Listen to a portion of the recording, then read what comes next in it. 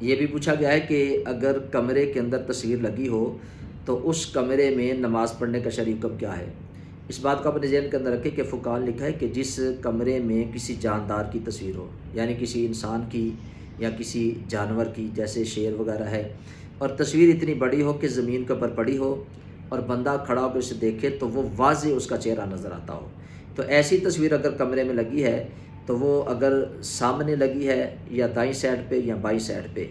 ان تینوں اطراف میں اگر تصویر لگی ہے تو اس کمرے میں نماز پڑھنا یہ مکروہ تحریمی ہے، یعنی اس نماز کو لوٹانا اس بندے کے اوپر لازم ضروری ہے۔ زندگی میں جب بھی موقع ملے گا تو وہ بندہ اس نماز کو دوبارہ پڑھے گا۔ ہاں اگر تصویر پیچھے لگی ہے